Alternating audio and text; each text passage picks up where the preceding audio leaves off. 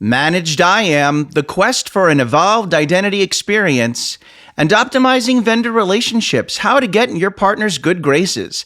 That and the latest news and trends in the managed security space, coming right up on Cyber for Hire. Building bridges between managed security providers and their clients, it's the podcast where MSPs, vCISOs, and end users take a united stand against cybercrime.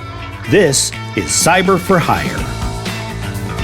Struggling to monitor the growing threat landscape, pressure to reduce costs, security skill gaps, facing compliance issues? These issues can translate to operational, financial, regulatory, and reputational risks to your business. Checkpoint can help.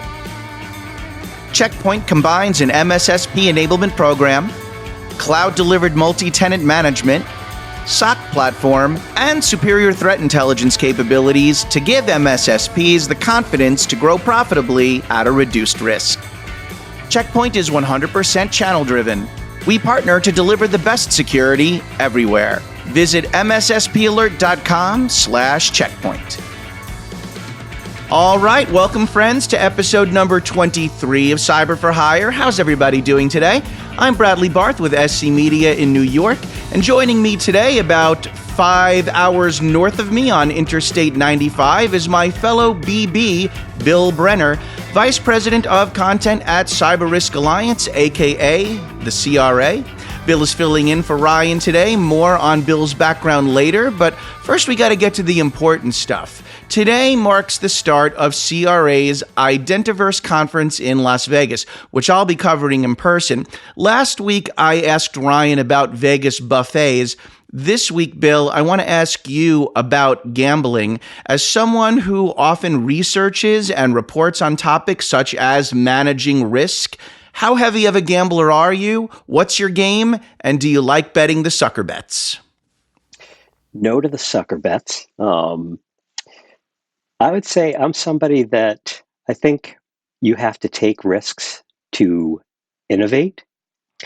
And that's in all walks of life besides security. And I think it's true if you are an MSP. However, I tend to be more on the conservative side when it comes to how much risk I'm willing to take. So, for example, any buffet in Las Vegas, to me, that's too high a risk for my liking. So I'll eat somewhere else. Yeah, I think that when it comes to managing risk, there has to be a middle ground. I think conservative most of the time, but know when to take risks. And it's especially challenging if you're an MSP or an MSSP, because you're not just worrying about your own infrastructure. You're responsible for the infrastructure of other companies. And so to me, that does affect the risk level. Whereas I think if you were talking an in-house security team, I think I would be more willing to be a risk taker, though I still would not touch a Vegas buffet. All right, interesting. I don't know if I'm with you on the Vegas buffet. I'm a big buffet fan. It's worth the potential stomach problems later.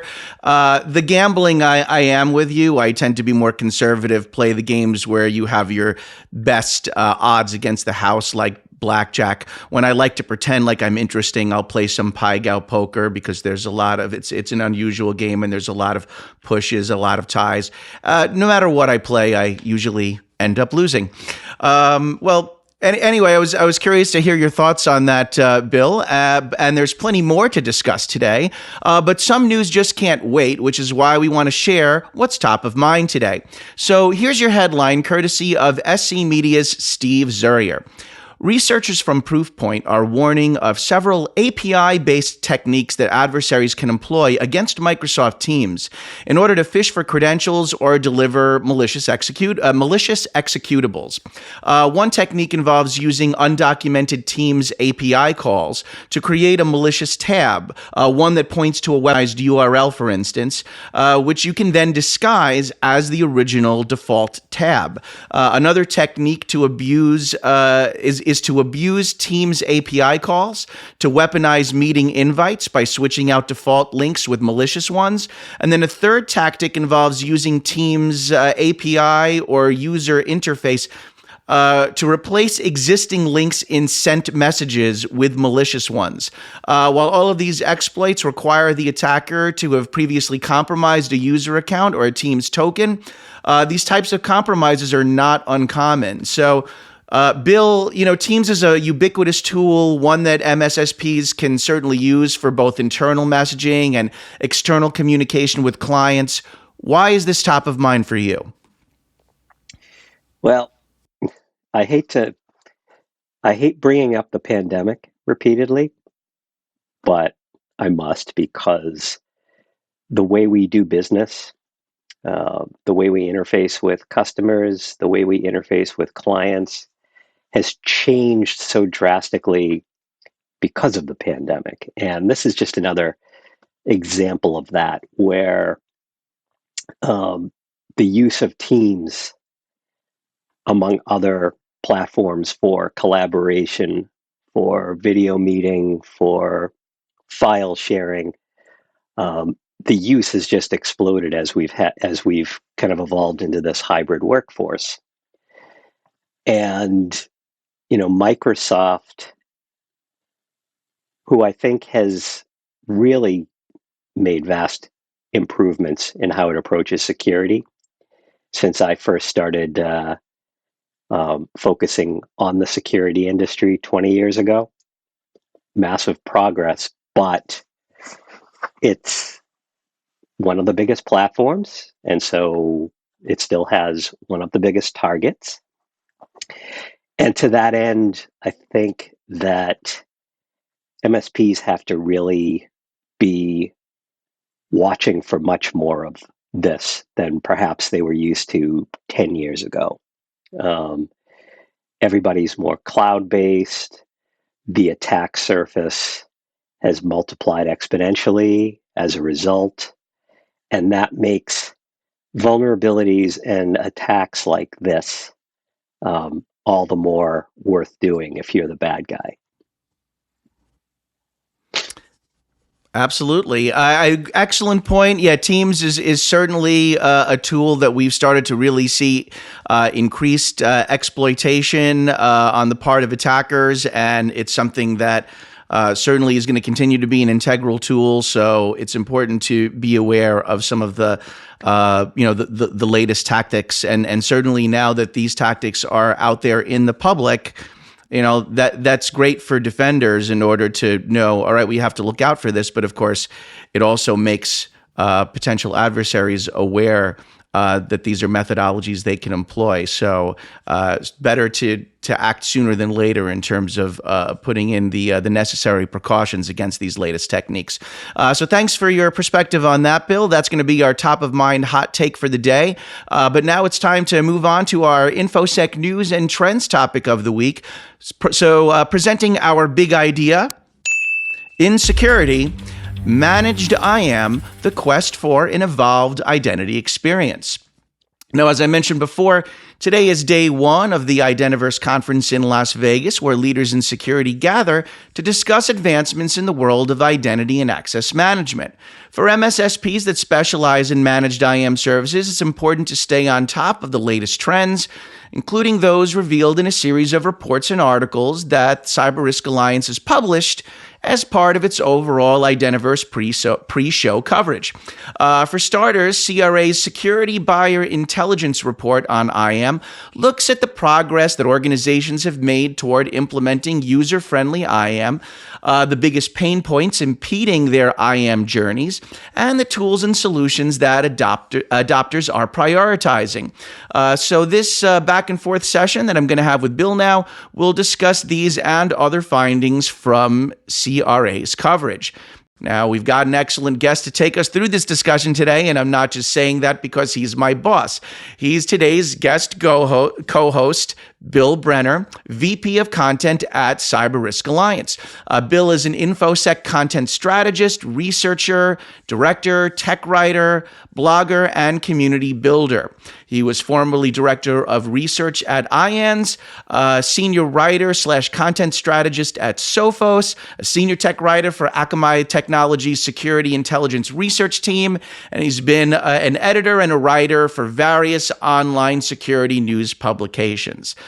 So, Bill, as always, we're going to jump right into it. So can you start by setting the stage for us a little bit by giving us a preview of what the 2023 Identiverse show has in store for us? And then can you also detail some of the key research and reports that CRA has recently published around the topic of IAM, and especially focusing on why your findings are relevant to our managed services audience? Yep. So at Identiverse, I think a lot of the discussion is going to be around what we were talking about earlier when we were talking about that Microsoft attack. There's the question of how to do security better and deal with a rapidly expanding attack surface in the cloud.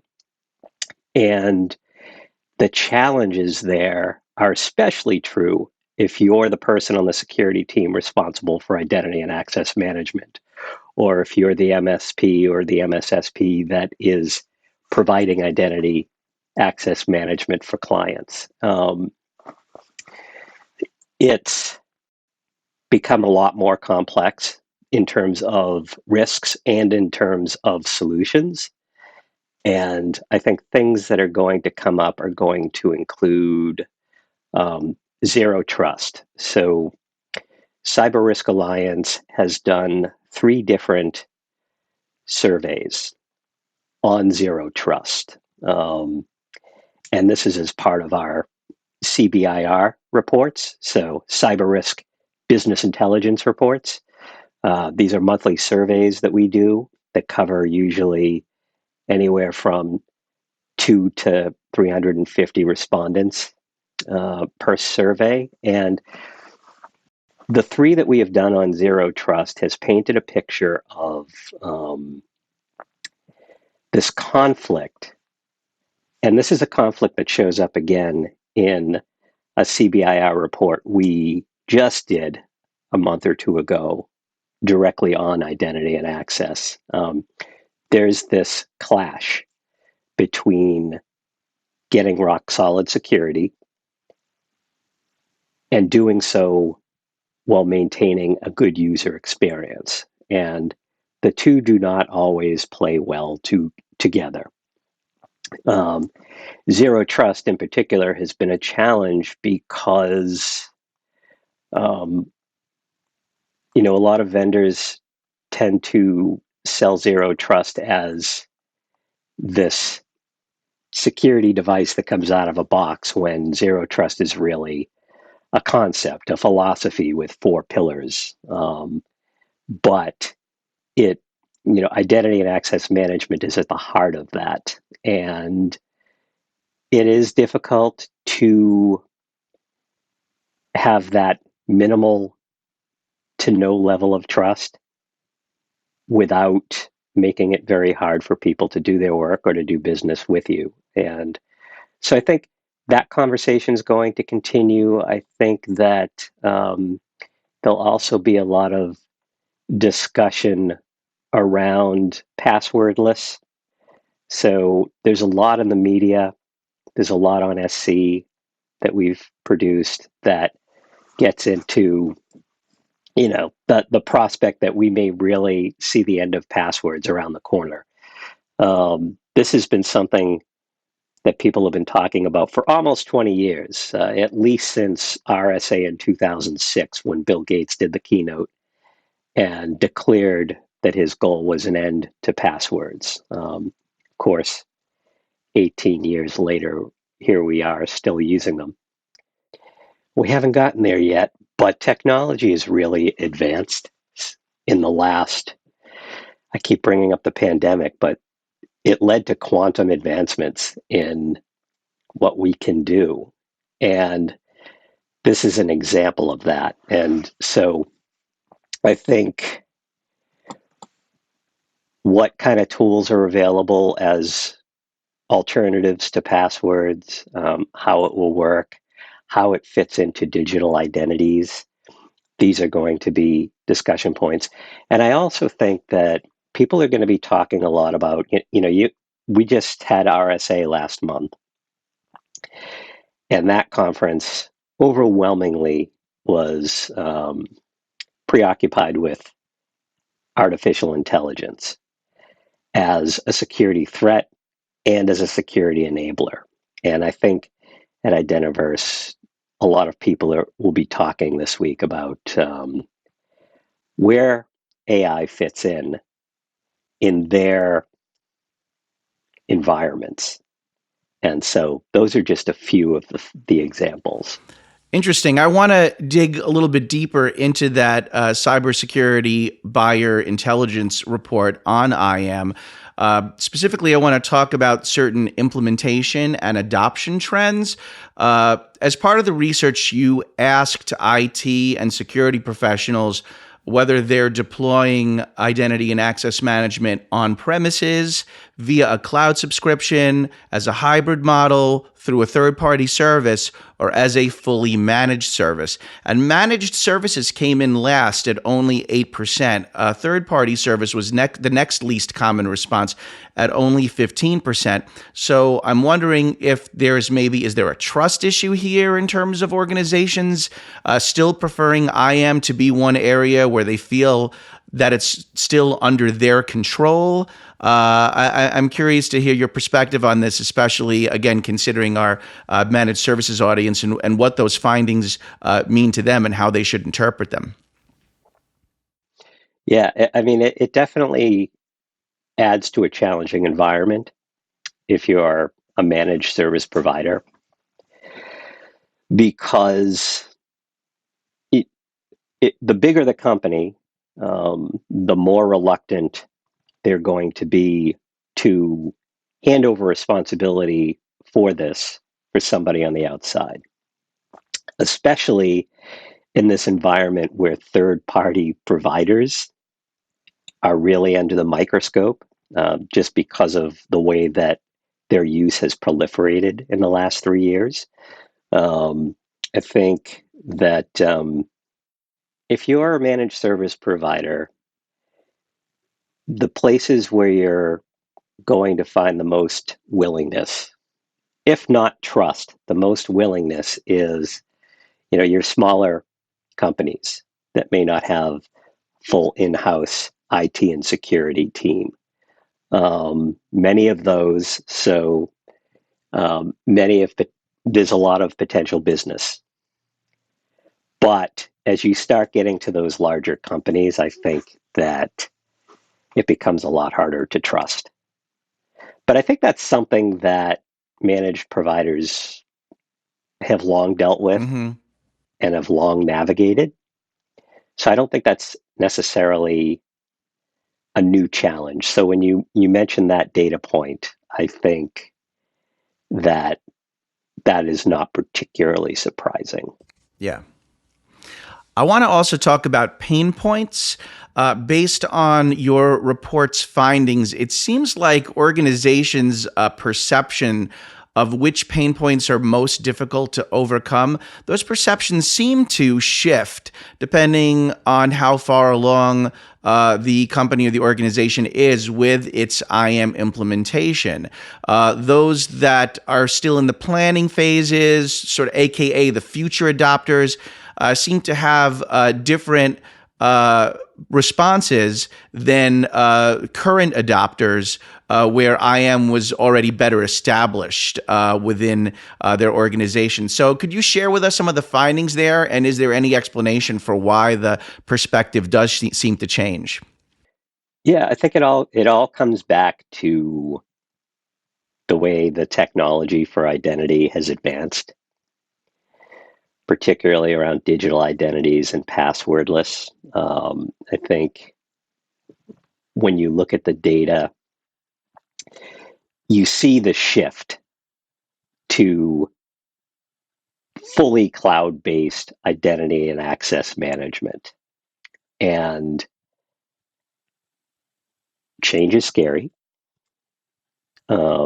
There are so many offerings out there to choose from, and not enough guidance on how to choose and select what you're going to use, especially if you're a managed provider and you're going to the channel for your options. That there's just so much to choose from, and I think it just speaks to the care that managed providers need to take when they are proceeding. I think if you're, you had mentioned current adopters versus those who've been doing it for a while. And I think if you're a current adopter, it's a little less of a shock, a little less of a culture shock, because you're growing up in this environment. Whereas if you're somebody who has been responsible for identity and access management uh, since, let's say, the early 2000s, this is a new, scary world. A lot of security practitioners, a lot of managed providers, I think, have done a decent job keeping up, but misfires are really easy in this environment because things are moving so fast.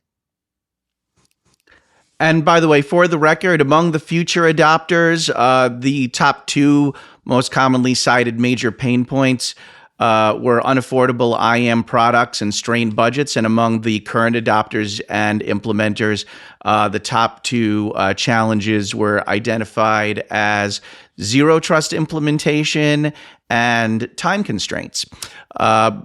Also, Yeah. even after the IAM implementation is complete, it doesn't mean that your organization is entirely in the clear. You've simply reached the next challenge, which is securing buy-in from your user base, whether the users are your employees or your customers, consumers. So finding the sweet spot in terms of security versus user friendliness still seems to be a major focal point for a lot of organizations. I think this is the biggest challenge right now, that everything has become so complex and you have users that are doing business with you or working for you or with you as a contractor, um, from anywhere. We're not in these contained environments anymore, and that makes this a really big moving target. And I think that's where you start to see that concern. And so when we talk about the pain points, I go back to what I said a few minutes ago about zero trust and what we've seen in recent CBIR reports there, where it's very difficult to accommodate a workforce that's spread out all over the planet. Um, and you have things that become issues like the harder it is to use the technology that's assigned you, the more you're going to start engaging in shadow IT. So working around the things that are inconvenient with your own personal devices, which opens up a whole new gigantic can of worms.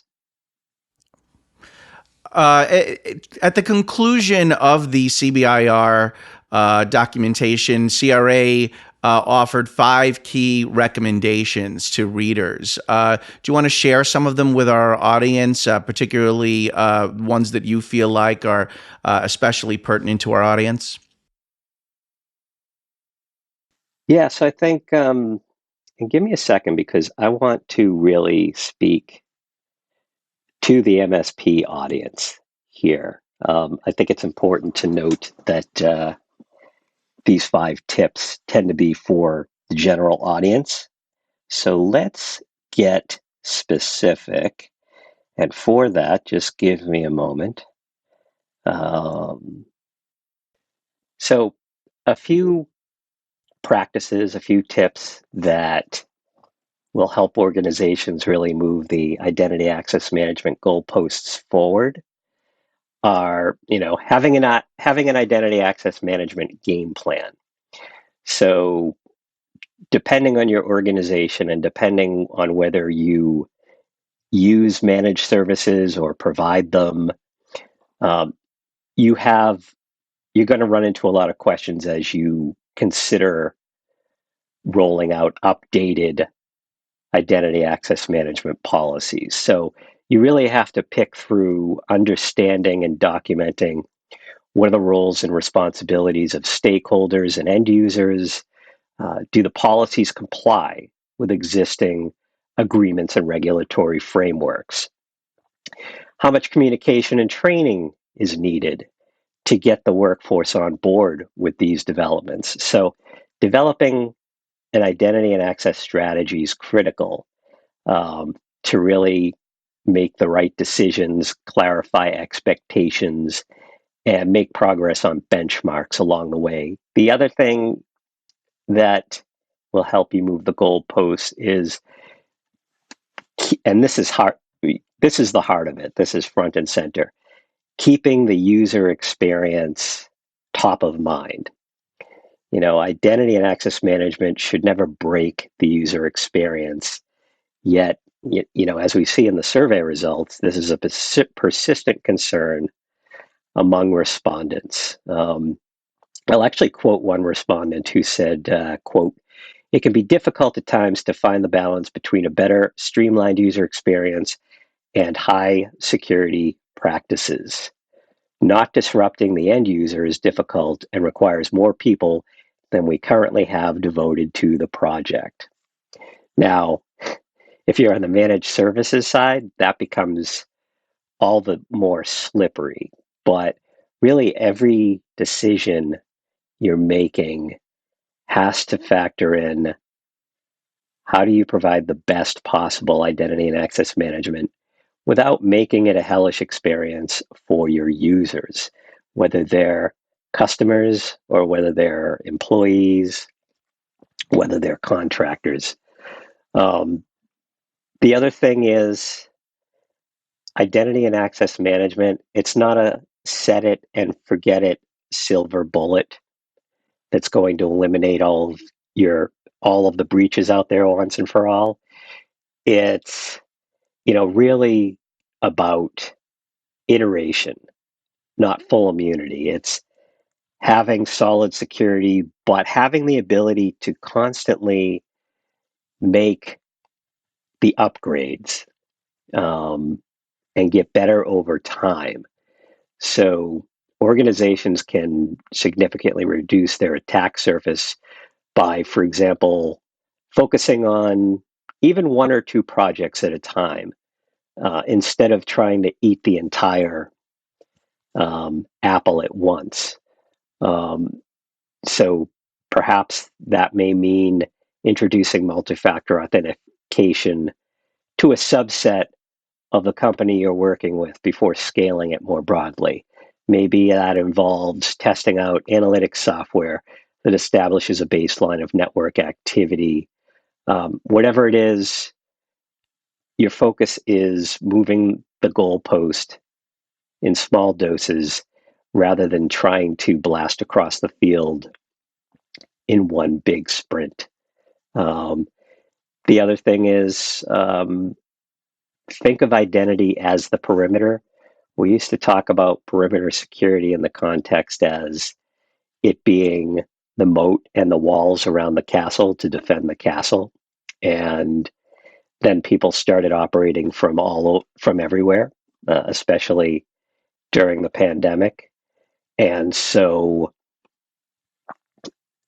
identity, the perimeter is changed, but really when you get down to it, identity, so individuals doing business with you or working for you, wherever they are in the world, they are the perimeter now. And so it really has to be about how this massive uptick in remote workers, endpoints, and connect from anywhere assignments, can be made to work better.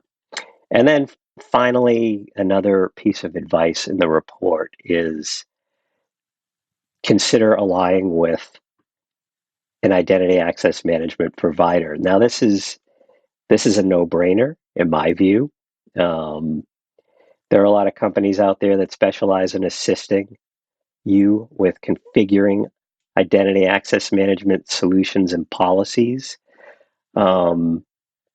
Consider looking into any companies that can offer affordable solutions that can help you build on what you have. All right, excellent rundown of some of the various recommendations that your report has to offer, and certainly there are a lot of very relevant findings to our audience that might be of interest to our viewership. So, Bill, before we wrap up this conversation, just give a reminder to our listeners once more in terms of where they can find both the CBIR report, but also just the full Identiverse coverage package that we're offering, and that's up and running over these next couple of weeks. Yep. So you'll want to check back on the SC Media homepage regularly. We have a special page set up with Identiverse coverage. And so there you'll see coverage that we've already done ahead of the event. You'll see content that we produced during the event. And you'll want to check back after Identiverse because we're going to keep adding to that section. But for finding the CBIR reports, if you go to our resource section on SC Media, all of the resource articles, a huge chunk of those are articles that are based on different parts of the report, any of which will link you directly to the report. You can also access all of the CBIRs via the CyberRisk Alliance homepage. So if you go to the site and you click under, you see all of your options at the bottom of the homepage, and you can click onto the Identiverse link that's right there, and that will at least take you to the CBIR on identity and access management.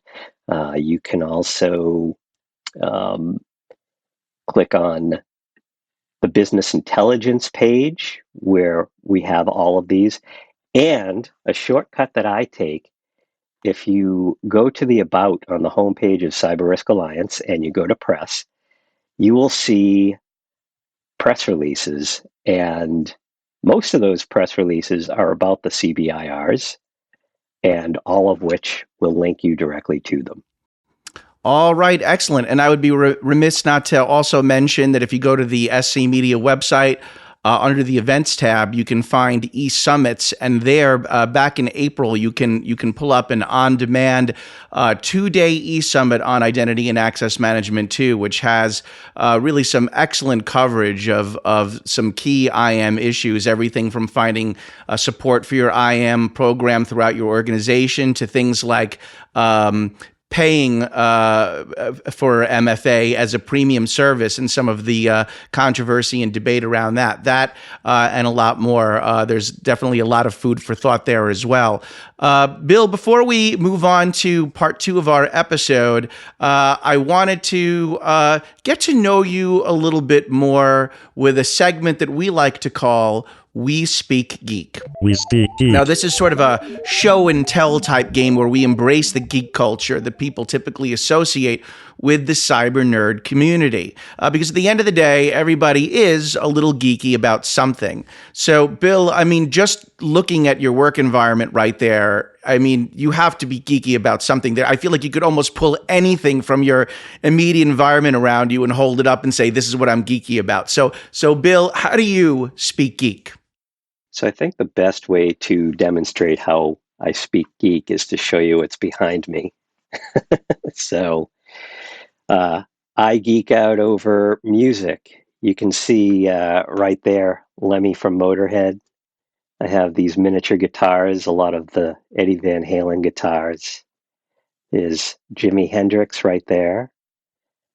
I'm also very much into the Star Trek universe and other sci-fi. So I have one of my prized possessions is the Jean-Luc Picard facepalm, a flux capacitor from Back to the Future, a Klingon batleth, which is a sword. This is real. I've cut my hand on it a couple times. It has the added benefit because it's metal, I can pop all of these magnets onto them. And that's great. Yeah, I mean, those are all amazing conversation pieces. I'm sorry, go on. What else were you going to point out? There's a phaser. That's from the Kelvin universe. Is it set to Star Trek. What is it set to? What is it set to? It's set to kill. Is it? Oh, come on! You got to set it to stun, man. Phaser safety. Phaser safety. Let me. Yeah. So this is stun. Okay. Red. That's kill. All right. And are those the only two settings? Yeah, I mean, what other settings would you need for a phaser? I don't know, it's like sleep maybe or something. I don't know. You either want to stop somebody or you either want to stop somebody temporarily or permanently. So I guess that's true. There's not going to be like a tickle setting. I also collect a lot of stuff at security conferences. So cards, for example, and I know we have the mirror effect going on, but these are cards against security, which came from Fortinet the cyber version of Cards Against Humanity. That's great. Exactly. Yeah, these are all fantastic. You know, these are the type of things that when you're conducting an online meeting, you're trying to establish some rapport with somebody. They see one of these things that they have in common with you, and it instantly creates this bond. And in fact, with the Star Trek stuff especially, I think you're maybe the third person we've had on the show which really geeked out about Star Trek. So it's clearly a very popular pop culture item that's celebrated amongst our cyber community. But with that, I appreciate you sharing your little museum collection there of all sorts of cool items. But we're out of time for the first half of our show, but we're still not going anywhere. We got a whole second half left to go. So please come back. We're going to have our big idea in business, which is optimizing vendor relationships, how to get in your partner's good graces. That and a lot more coming right up. So we will see you in a moment on the other side.